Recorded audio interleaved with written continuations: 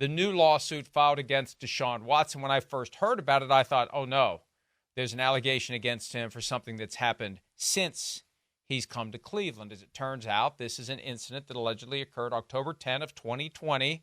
Because of the allegation of sexual assault, Texas law applies a 5-year statute of limitations, so the window was still open for the case to be filed. It took a couple of days, but his attorney, Rusty Hardin, who has been representing him since the first lawsuit was filed in March of 2021, issued a statement yesterday strongly denying the allegations made. We've asked him not to comment further while this matter works its way through the courts, but we are comfortable he will ultimately be vindicated.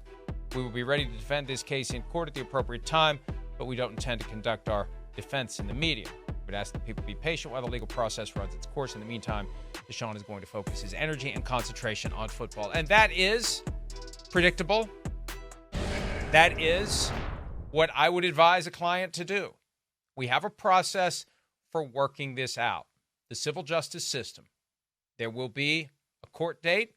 There will be depositions taken of the individual making the accusations, of Deshaun Watson, of others who might or might not be witnesses. There'll be an effort to corroborate the story.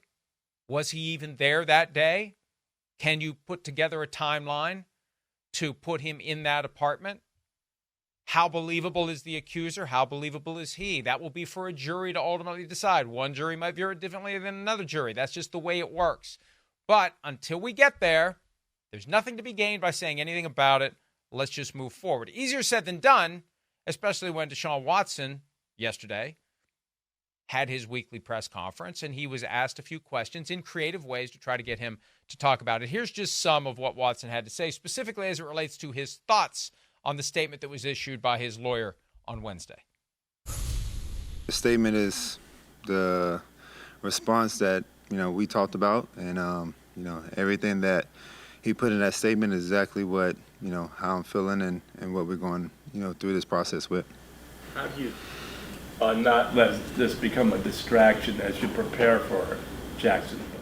I focus on football. I focus on keeping the main thing, and that's when I walk into this building, focusing on being the best quarterback I can be on the game plan and trying to be better than we were last week so we can get a W. Did you have any idea that this lawsuit was coming when you were playing Sunday? No, sir. I found out exactly whenever everyone else found out. There's a bit of a discrepancy as to how aggressively Tony Busby, who represents this plaintiff and represented many of the others, tried to settle the case before filing it. Was it a surprise to the lawyers involved? Did they truly negotiate to impasse before the lawsuit was filed? Usually what happens, not usually, but if there are going to be pre-lawsuit negotiations, usually the lawsuit isn't filed until the negotiations have run their course, and we've come to the conclusion that there's no deal to be negotiated and finalized before the lawsuit is filed. There is, like I said, a disagreement as to whether Tony Busby let the negotiations play out to the point where an impasse was reached. There's no obligation to do it. You don't have to do it. But in a situation like this, and this is something I struggle with because people will throw around the word extortion. There is nothing improper about a lawyer contacting another lawyer who represents a potential defendant before the lawsuit is filed and saying, here's what I have. Here's a copy of what I'm going to file. We're giving you an opportunity to try to settle this before we get into a process that is expensive and time-consuming, and it makes things public that maybe you wouldn't want to be made public. It's one thing to do that with an eye toward affixing a fair financial value to the case, negotiating it to a proper point. It's not really a science, but there are some objective characteristics that come into play. In a case like this, though, when you consider the football side of it, the NFL side of it, the Browns side of it, man, there's a lot of value, potentially, in writing a very large check to make this case go away. More so than whatever, even if everything that's alleged is true, there's a certain value that the civil justice system would apply to that. That's how it works. The jury decides how much must be paid to rectify the thing that happened. When you put $92 million in guaranteed salary on top of that, it takes on a different vibe. And that's what's going on here. And the one thing I've been trying to find out, and I think the lack of a clear answer tells me what the answer is. We talked about the Deshaun Watson contract. Paragraph 42 is the key language. I've had it since he signed it because I wanted to know, how do they navigate this coming suspension? He had an 11-game suspension in 2022. Does that wipe out all these guarantees? Well, no. There are certain things that are carved out from the language that could nullify his guarantees. And it all comes down to this. There was a list provided of claims to the Browns. It's not part of the contract. It's a separate document. A list of claimants, plaintiffs, individuals who might accuse or who have accused Deshaun Watson of wrongdoing. All those names on the list, if he's punished, if he's in any trouble of any kind, suspended, charged, whatever, Browns can't do anything about it. But for anyone not on that list, that's when the language of the contract activates. That's when Deshaun Watson potentially has $92 million in salary from 2025 and 2026, now fully guaranteed, voided, released, and gone. This is the silver bullet that the Browns might have been.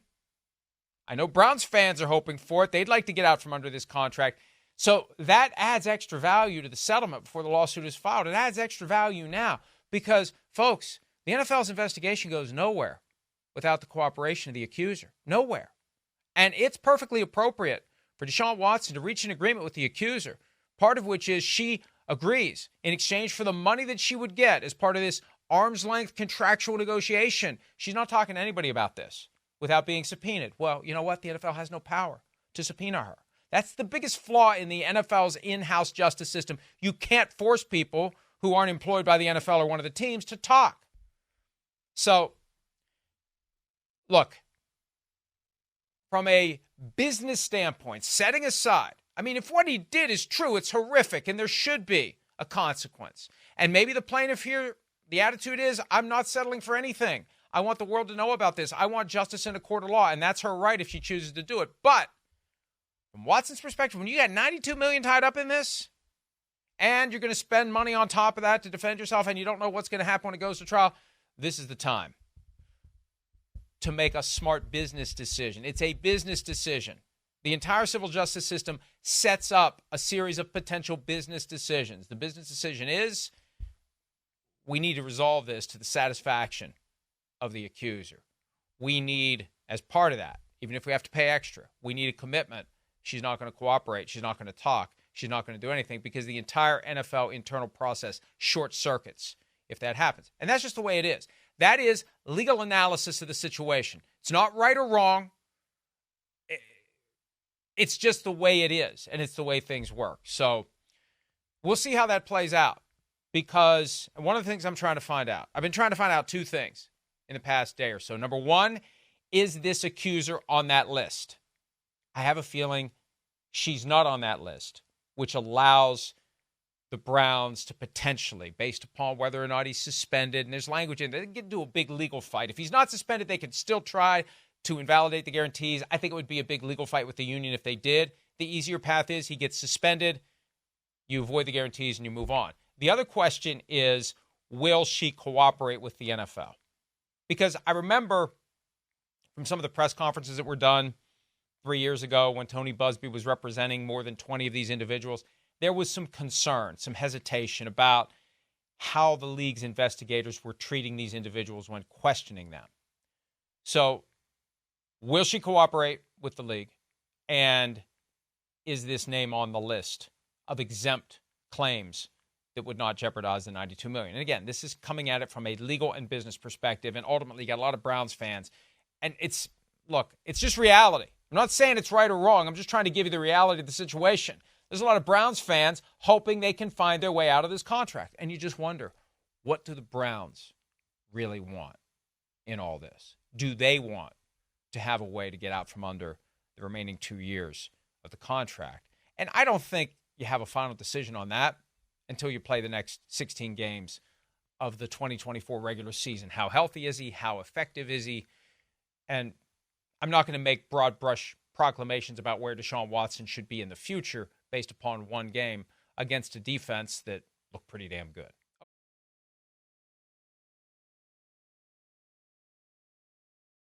Hi, it's Mike Florio. Thanks for watching PFT on YouTube. Hit subscribe for the latest news and analysis from Pro Football Talk.